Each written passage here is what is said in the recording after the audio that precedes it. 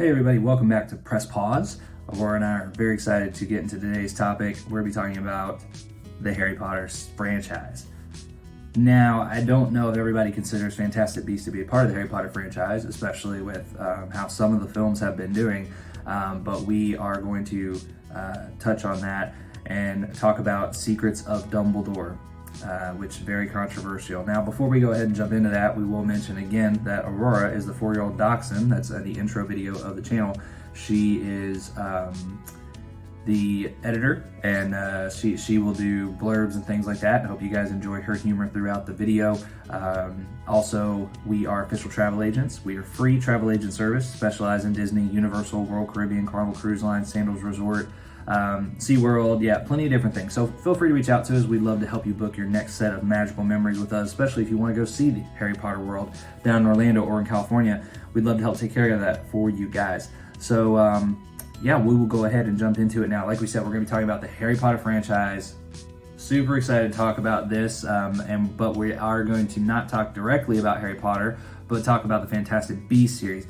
And even more specifically, we'll be talking about Secrets of Dumbledore, which is the latest installment, the third film of that series, which has been said to have 5 films. At this point, still anticipating 5 films in the series, but we will see how that continues to go. There will be spoilers, so if you have not seen the films and you intend to, and you're a huge Harry Potter fan, you don't like surprises, you have been warned. You can stop it here to avoid spoilers. I warned you. First, we'll talk about our overall thoughts of the film. And overall, guys, this lacks identity. Then who are you? That's the best explanation I can say for this film. Typically when you look in, especially into a series of films, there is a rationale that goes into that film. There's something that goes into it to create an overall sense of where it stands within the story arc that's been built. And this one really jumps so much you can't understand where that lands. The plot, there's continuity issues throughout the entire Harry Potter series that pops up, and the atmosphere of the film was very jumbled as well, especially when you look at what was expected of the plot from the previous film, Crimes of Grindelwald. It's set up to something that could have been superb, could have been a fantastic leaping point, and it did not fulfill that. So it was upsetting to see that it didn't turn out as good as we expected, and it didn't really follow along what we wanted. I'm gonna go ahead and tell you guys the rating overall for this instead of waiting for the end of the film, and we'll talk about the reasons why we got to that rating. But the rating that we have is 4 Auroras out of 10. So pretty low. I mean, it's lower than what we had for Jurassic World Dominion, which we did not really like that film overall as well. It's not to say this isn't a good movie. If you want to look at a standalone film and you want to get action and you want to see some parts of the wizarding world and the way that different spells and combat with spells and things works, sure, yeah, you would like this. But if you want to be an in-depth fan, if you're someone who really loves the Harry Potter franchise, you know a ton about it, you know all the backstories, you love the in-depth analysis, you want to know all about the creatures, the facts about them, this could not be a good film for you. And mainly we'll jump to the problems here. You know, the main plot is a huge problem because I don't think anyone really knows what the main plot is. But if you really look at the runtime and you look at what plot points were put in different places, the plot that they focus the most on, this movie really looks like a Seinfeld episode. And it's not to say that, you know, it's a TV show quality or anything like that. That's not what we're saying. What we're saying is you really don't need to watch any of the previous 2 films to know what's kind of going on in this, because they really didn't focus on previous films. They didn't really jump off of previous films. Most of the stuff that you were seeing in this and the main plot points, you didn't need to know anything in the past that was going on. And this is sad. It shows an issue within itself. It's very difficult from trilogies of old, new film franchises. They require a deeper story. One built together with cohesive movies that tie them together like Harry Potter. You can't just throw something at the wall and throw something that you want to be focused on in this film and jump away from the plot, and that's what really happened here. It's an unclear focus, okay? The movie focuses on Dumbledore and Grindelwald's relationship, which is shown to be a large plot point within this, not necessarily a plot point, but it's something that's definitely tried to be pushed quite a bit to the viewers. From the point of the issue with the blood pact, there's just more promoting of their intimate relationship. This scene, while it adds depth to those two characters, it doesn't help the film in any way. It doesn't progress the story that's been laid before us. It doesn't help push where we left off from Crimes of Grindelwald. What was the last scene in Crimes of Grindelwald? It was about Credence and him being a Dumbledore. And Credence really didn't do much in this at all. At all. It was sad what happened with Credence. We wanted to see more Credence. We wanted to see what would happen with him and his role being a Dumbledore and all that. And they really didn't do enough with that. They really wanted to focus so much on Dumbledore and Grindelwald and the blood pact relationship thing going on that it really didn't give us enough of Credence and his relationship in there. So that scene, it explained there was a scene that explained the tragedy of Dumbledore's sister, and it was the only addition to their relationship that we actually needed to see, is that conflict is what created this issue between Aberforth and Dumbledore. So that in itself was good, but we didn't need all the other things in there. It felt more like plugging an advertisement for inclusion into this film to counter some of the hate that J.K. Rowling has been getting within like the trans community and stuff. It's for this reason, this scene is a huge miss for me. I just don't think that it adds to the story. It adds to what you're trying to accomplish, and it jumps so far from where we left off in the previous film. If this was your first film of the franchise, okay, I don't have a problem with it because you're going to be building off this story that you built in this film. But this completely jumps away from everything that we were looking forward to from Crimes of Grindelwald. So that was frustrating. The second focus of the new creature, the Quillen, I don't mind the concept of Grindelwald using this dead, raised creature to fix a political thing. Like, I don't have an issue with that. But again, we jumped to this entire thing and it's horribly executed. It felt like the education for us on this creature is like the abilities were rushed. We don't really know much about it still. And that's what we loved about Fantastic Beasts. We love to see the creatures. We love to know about them. We love to learn about them. We want to sit in Hagrid's classroom in Hogwarts and literally learn about these creatures, and that's what we want to learn. But we're learning from Newt, who actually wrote the book. It was frustrating because we didn't get enough of that. We still barely know much about the Quillen, and that was very upsetting. The ritual that was used to bring this creature back to life, what the heck is going on? Nobody knew. We don't know what magic went into that. We don't know what spells went into it. We don't know what. Typically with dark magic, to an extent, there's something bad that comes back from it, and there's limitations to it and things that hurt the user. We didn't see any of that. We didn't learn about any of that. We didn't get anything. And that was the big ritual. That was the big piece of magic in this film, was bringing that creature back to life or reanimating it. And we really didn't get much about it.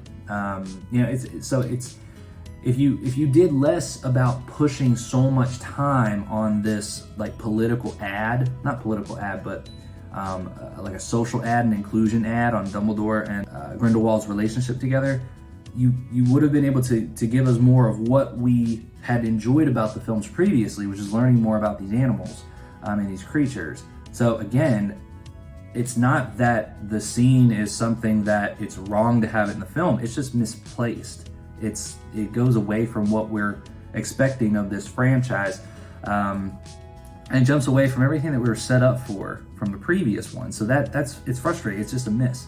On that, look at the other creatures that we're welcome to. These new creatures, again, little information was divulged to us. We barely learned anything about these guys. The scorpion thing, like the little lobster guys, like Newt uses a dance-like movement to survive. Like with the Erumpent, which is kind of what you would equate this to, but we didn't really learn why it worked. We didn't really learn his rationale. We didn't learn about these creatures and why they are what they do and any of the things that they do. I mean, for all we know, they're just big lobsters that know how to dance. There might not be anything magical about them at all. We don't know. It sucked, guys. We were introduced to this, and when we were introduced to these new creatures, we want to know so much about them, and we didn't get to. Basically, it was shown that Newt just guessed and got lucky to survive. I mean, that's ridiculous, guys. It's like when they bring Palpatine back in Star Wars and they don't really give you an explanation. Somehow Palpatine returned. So that's frustrating. That's a miss on that end. And then look at the ruined opportunities they had. Guys, the film crushed some great character developments and plot opportunities that were set up previously with the first two films. We thought this great adventure was laid out for us. Are we going on an adventure? But we went on an unexpected journey, which should have been the name of this movie. It went off the rails, and it was not anything we expected. It's very similar to how Jurassic World Dominion, had all these ads about dinosaurs within the world with us and us having to adapt to live with them and all this stuff, and then we literally don't get much about dinosaurs at all in the movie.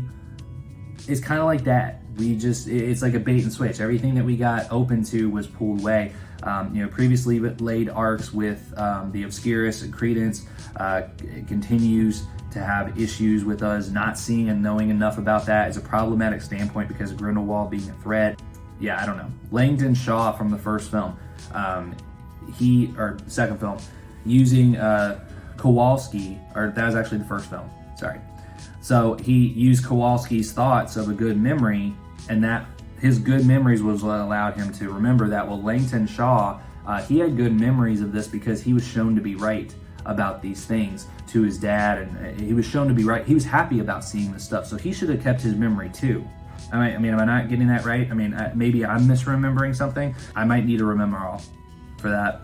But I honestly, he should have kept that memory too, and that would have led to a cool plot point. They completely got rid of that character. We're not focused on him at all anymore. So all these like big characters and big developments and relationships and stuff of other characters just getting completely thrown to the side. Credence, we talked about, duh. I mean, there's not enough about him, the Obscura, like, what's actually happening? Can we know what's going on? Like, why is he getting sick? What's it doing? Does he have a timeline of death here? I don't know. Nobody knows.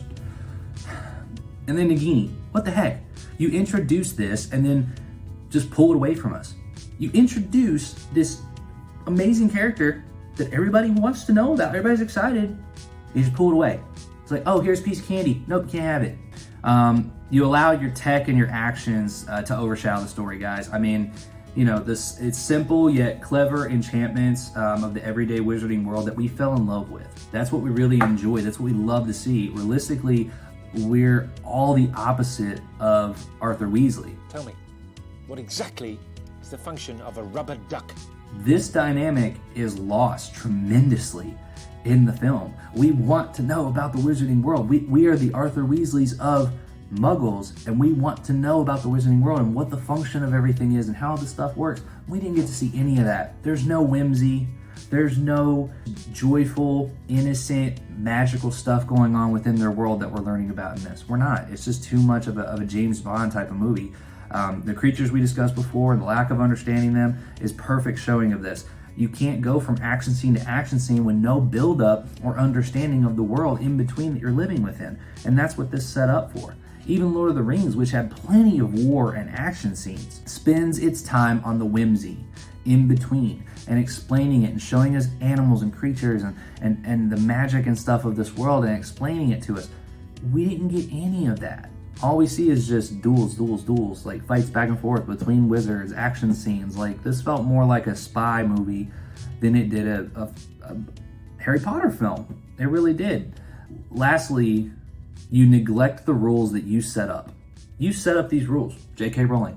You set these rules up in the Harry Potter world, in the magical world, and you broke those rules. McGonagall and Nagini are shown with no explanation as to why they're alive at this point in time. Okay, making many content questions and issues that's been popping up everywhere. McGonagall shouldn't be alive at this point. Nagini, how is she alive so long as a snake? Does she take on extra life because of her condition or whatever? We don't know. We don't know any of that. So that's interesting that those were brought into play. Magical flight, supposed to be such a feat, but others do this in the film. So why was Voldemort so feared when there's other people that can do this magical flight as well? Non-verbal magic, supposed to be very difficult, guys, but everybody's just whipping out their wands, doing whatever they want. I don't understand. I really don't. it's supposed to be a big thing to be able to do all this nonverbal magic, but everybody can do it in these films. So I don't get why that's such a big deal. Not apparating onto Hogwarts school grounds. No one's supposed to be able to do that except for the headmaster. And all of a sudden, all the ministry people can just apparate there whenever they want, along with Newt and other people that might not be a part of that. We're just breaking laws. We're just breaking the law. It's like that song that they play on the Godzilla movie. Whatever, I'm going off on tangent there. I'm not going to do that. Blood pact breaking. Okay, there's a rule set up. You set it up yourself. And explaining how it got broken, all you end up saying is, I was attacking, he was defending, and I don't know, it just happened. That is not an explanation. You set up this whole film about this blood pact thing, about their relationship with Dumbledore and Grindelwald, and how this thing is unbreakable, and then all of a sudden you can just break it by one person's attacking and one's defending. That doesn't make any sense, guys. That's a horrible explanation. Horrible. Avada Kedavra, it's not supposed to be blockable and not survivable, but it happens when the adult Quillen does not die right away. She's supposed to die right away, and that's interesting that she lived for a certain period of time, because that's not ever shown to us that that's the capability. Grindelwald's curse was nullified when he attacked Credence with it. You're not supposed to be able to survive it. You're not supposed to be able to block it. So it doesn't make sense that surviving the Avada Kedavra curse, which is the green curse that was casted by him, would not kill Credence in some way. I don't know. Magic has deteriorated over time. Even for the characters that use them, the magical dimension thing that Dumbledore had with Grindelwald, where they jump into, and he did it with Credence too, they jump into like this crystal world almost, and it's like all this like crystal type stuff around them. It's like they're in their own world fighting and no one else can be hurt or see this or whatever, a part of it. That's a huge, amazing piece of magic that we never see again. So literally, did Dumbledore's magical abilities just drop off the face of the earth? Is this only something him and Grindelwald could do, and they never told anybody else about it? They never taught anyone else how to do it? Because I'm pretty sure if Dumbledore wanted to fight Voldemort and make sure Harry Potter didn't get hurt when they were fighting, I'm pretty sure he would use this, and he didn't. So again, you're just making more issues for the Harry Potter films, and you're making them worse films because of what you're doing in this. There are various issues I see in this movie. I think the movie has some goods. It does. The effects are cool. Don't get me wrong. They're cool. It's a cool spy type movie for the Wizarding World. It felt like James Bond in a way. They did a good job with those effects. The acting was good. There was only like one person that was like not that great in it to me. Everybody else I think did a good job. But I think the big question for the franchise is, what do you think after this film? What do you think about the franchise now? Because can it survive the groundwork that they've laid, or should they stop? Would a reboot be justified? Should they try to focus on another time, set of events, because now they're jumping storylines again? I don't know. Ultimately, I would scrap it if I was them.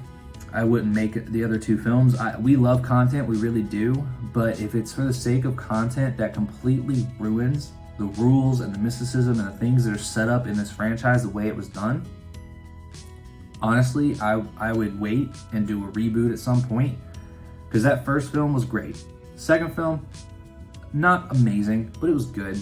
This film completely jumped off the rails. It forced all these political issues, and the last thing to mention here is J.K. Rowling talked about how she was against President Trump. She talked about how she was against like the election and all the things that were kind of going on around that time and fixing of elections and stuff. And so what does she do? She makes a 2-hour long, however long the movie is, political ad about fixing elections. You're just forcing social and political beliefs into a film and making it the main plot point. We can't do that. You can't do that and expect the quality of your film and your story to continue at the level that it was. So we're a little frustrated with it.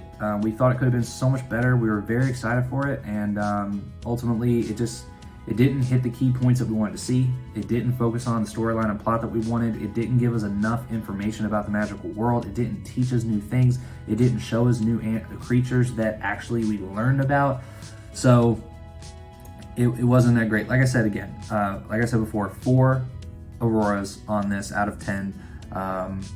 So yeah, I don't know. What do you guys think? Do you think they should keep continuing? Do you think the franchise can be saved? Do you think it's going to be good to continue going with the route they're going? Or what did you think of this film when you watched it? And let us know in comments. I mean, we want to know. We'd be curious. And if there's anything we missed, any big issues or something that you saw, let us know as well. But ultimately, it's definitely the weakest of the 3 movies. And yeah, it was sad to see that. But before we go, we'll mention again to you guys, we are official free travel agent services with Share the Magic Travel Agency. Our email and information will be below in the comment or in the notes and everything for you guys to take a look at. Feel free to reach out to us for your next set of magical memories. And please hit that subscribe button, like and share the content if you enjoyed it, or if you have a friend that would enjoy it as well. Aurora would appreciate all of that. Every bit goes to help support the channel and gives Aurora more time to make funny jokes on here and make fun of me in these videos. So thank you guys so much for tuning in. Appreciate it, and we'll talk to you again on the next video.